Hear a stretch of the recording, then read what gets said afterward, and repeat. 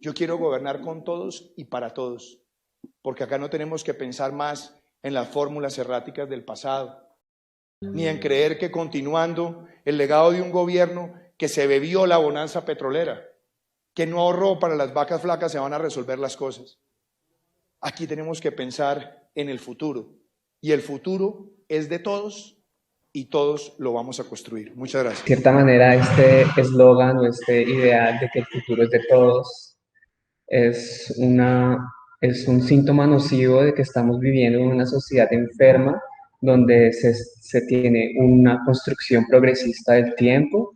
Principalmente lo que yo quisiera señalar es cómo este trabajo lo que está planteando es un estado de excepción, como este espacio donde es necesario sentir el odio o la repulsión para primero detener el ritmo en que las cosas están sucediendo. Yo crecí en una finca cafetera que se llamó El Porvenir y en el año 92 las FARC puso una bomba en un oleoducto que pasaba por ahí porque pensaban que había como un campamento militar ahí, no sé, nunca sabemos bien las razones, el caso es que todo se volvió ruina y yo crecí en este espacio llamado El Porvenir, que fue como un sitio pues muy inhóspito y pues presencié como animales muertos, y todo quemado. Y entonces todo el proyecto de mi padre se basó de vida, después de eso se basó en reconstruir este porvenir y también nos hizo convencer, o nos convenció de que eventualmente eh, el porvenir nos iba a llegar y nos iba a salvar, porque él estaba persiguiendo una demanda y un dinero que nos indemnizara por los daños de esa explosión. El caso es que han pasado 25 años donde aún él está persiguiendo ese porvenir y yo tuve que reconciliar, así como generar otra memoria mía frente a estos ideales del porvenir que me fueron cultivados también familiarmente. De alguna manera, yo desarrollé un proyecto pues escultórico donde construía ruinas de oleoductos con yeso para yo reconciliar esta noción de que el porvenir me iba a salvar algún día, de que el porvenir eventualmente iba a llegar, y más bien aceptar de que ese actuar en función de esa meta no me iba a salvar mis urgencias diarias.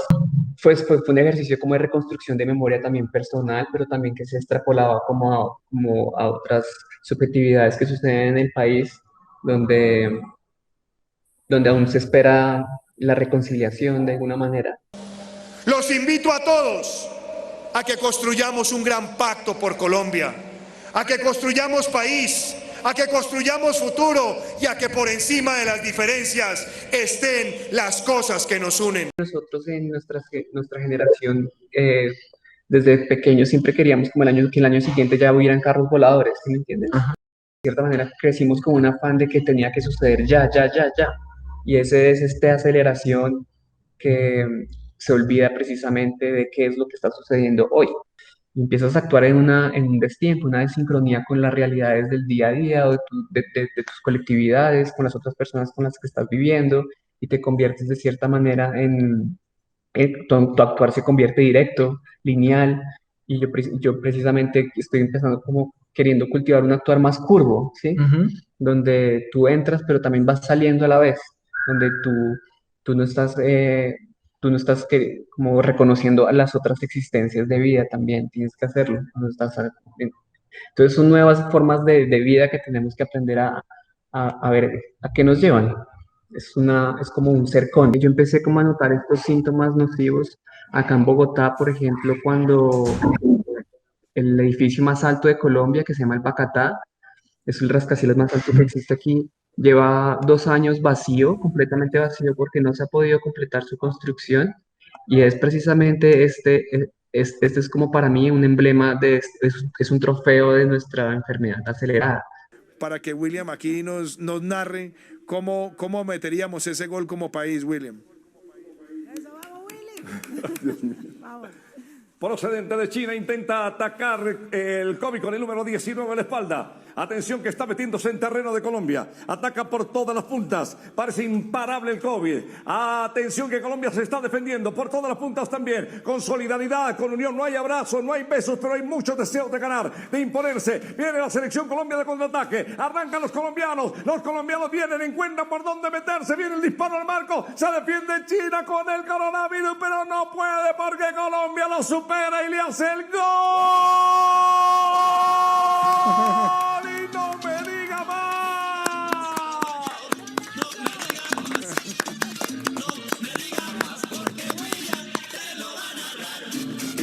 Take good care. Hope you have a lot of nice things to wear, but then a lot of nice things turn bad out there.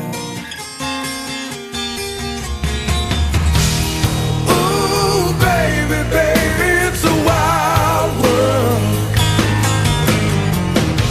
It's hard to get by just upon a smile.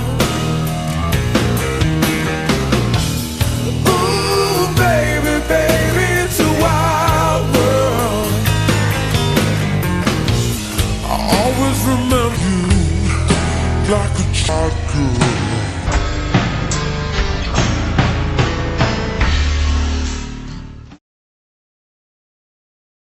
Definitivamente creo que las situaciones cotidianas no se tienen que basar únicamente en esta lectura tan bipolar sobre lo que es bueno y lo que es malo, y sobre todo en esta cuestión, hablando sobre violencia, general violencia. La sociedad ha sobrepasado estas cuestiones de lo que definíamos como una sociedad postmoderna y ha agregado nuevas cualidades para considerarla como una nueva sociedad o el origen de una nueva sociedad.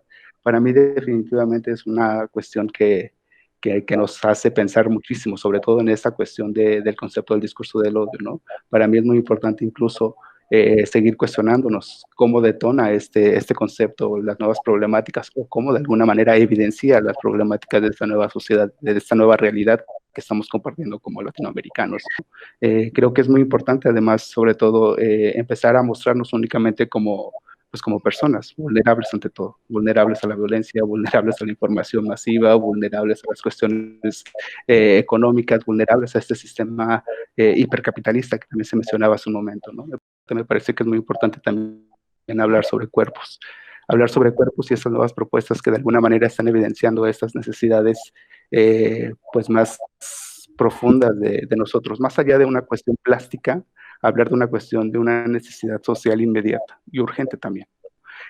Seguir concibiendo una sociedad bajo los términos del siglo XX definitivamente es un gran error, sobre todo porque hemos revisado y hemos estado atentos a micro revoluciones de nuevas micro sociedades, ¿no? Que de alguna manera también son necesarias e inmediatas.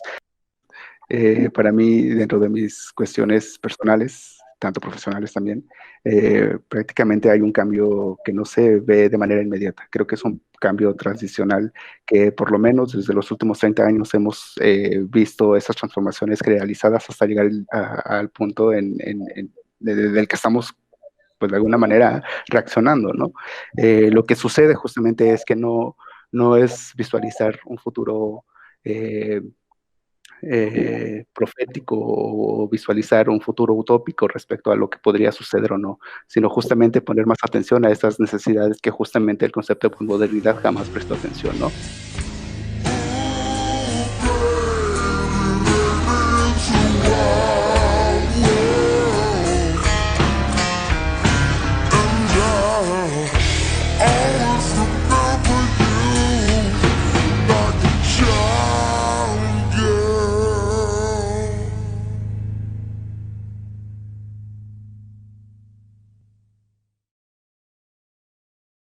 Muy buenas noches, en punto. Se esperaba para esta tarde, a la 1 de la tarde de hoy, una nueva manifestación de grupos feministas frente a las instalaciones de la Secretaría de Seguridad Ciudadana.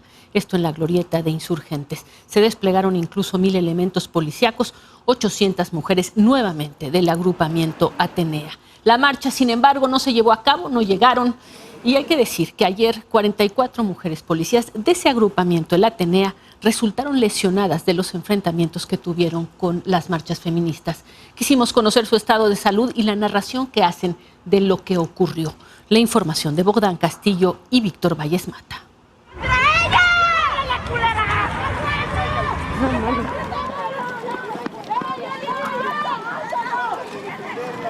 Las agresiones son un poco más fuertes hacia nosotras a pesar de ser mujeres. Pues bueno, volviendo a ese punto, sí, como que justamente ese tipo de violencias entre los feminismos como que a mí me sacaban mucho de onda, ¿no? Lo que, no sé, las abolicionistas, ¿no? O justamente colectivos que hablan sobre el trabajo sexual, ¿no? O las radicales contra las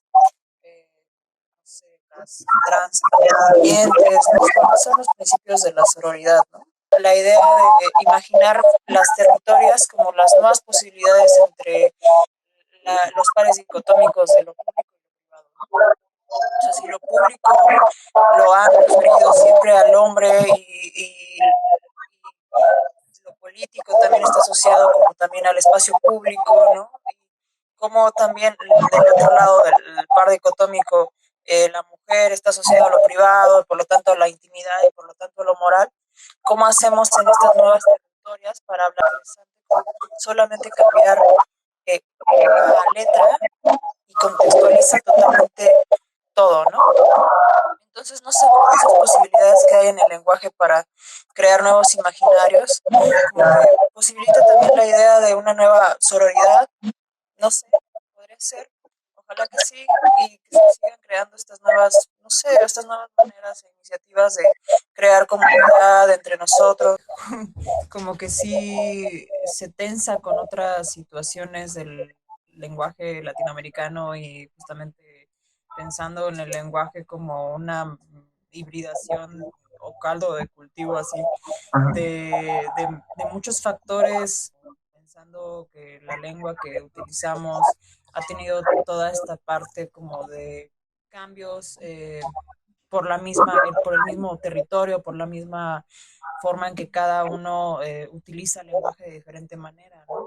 La democratización del lenguaje latinoamericano se me hace bien interesante porque justamente cómo se van creando estos nuevos modismos o estas nuevas como formas del lenguaje para alterarlo y para modificar tal vez los significados que habían estado aferrados sistemáticamente e históricamente y con estas cargas también muy fuertes de colonización, ¿no? Por trabajar donde trabajo, por ser policía, por eso es que me quieren agredir. Las mujeres policías que participaron en la contención de la marcha pro aborto de lunes, que buscaba llegar al Zócalo, sostienen que las mujeres que las confrontaron fueron más agresivas que en otras ocasiones. Señor presidente, quiero volver sobre algo que usted ya tocó. El último domingo de octubre, el Papa Juan Pablo II se refirió a la Argentina en la Plaza San Pedro, de distintas maneras, pero entre otras cosas habló de un problema que ya ha sido tocado aquí, como es el problema de los desaparecidos y de los detenidos sin causa, sin proceso. Le quiero preguntar si usted, que muchas veces se ha dirigido al Papa, le ha contestado reservadamente a esas expresiones de Juan Pablo II y si hay algunas medidas en estudio en el gobierno sobre ese problema más allá de la del tiempo a la que usted hizo mención recién.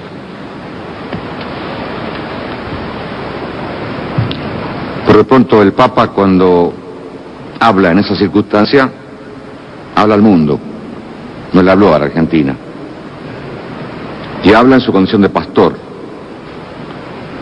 y habla ejerciendo más que un derecho, una obligación que tiene por ser cabeza de una iglesia que hace del amor el eje en el cual gira su creencia, que es justamente el amor al prójimo fundado en la dignidad del hombre. No tiene otra forma más que decir que hay que preservar la dignidad del hombre. Me parece que los procesos de memoria, si hay algo es que son propiedad del pueblo y que tienen que ser política de Estado también. Que la memoria no es un lugar estancado, ¿no? No tiene que ser un lugar estancado, sino que es una construcción constante. Y la memoria es muy porosa, no es lineal, no es continua, sino que todo el tiempo es una especie de collage. Y tiene que ser constante, tenemos que revisitar ese pasado, pero para poder pensarnos desde hoy, no como algo imaginario, idealizado incluso, ¿no? Sino que tiene que ser una herramienta para pensarnos desde el presente. Frente al desaparecido, en tanto esté como tal, es una incógnita el desaparecido. Si el hombre apareciera, bueno, tendrá un tratamiento X. Y si la desaparición se convirtiera en certeza de su fallecimiento, tiene un tratamiento Z. Pero mientras sea desaparecido, no puede tener ningún tratamiento especial. Es una incógnita, es un desaparecido. No tiene entidad, no está. Ni muerto ni vivo, está desaparecido. Ya pasaron más de 40 años desde el golpe militar. Entonces es un tiempo muy largo en el cual se pago están los organismos de derechos humanos, que están conformados en su mayor parte por víctimas, familiares de víctimas, madres, abuelas, familiares de detenidos, hijos de detenidos, todos son los que llevaron adelante esta lucha de verdad y justicia, ¿no? Memoria y verdad y justicia. Bien, todos tenemos un pasado en común, que es la colonización.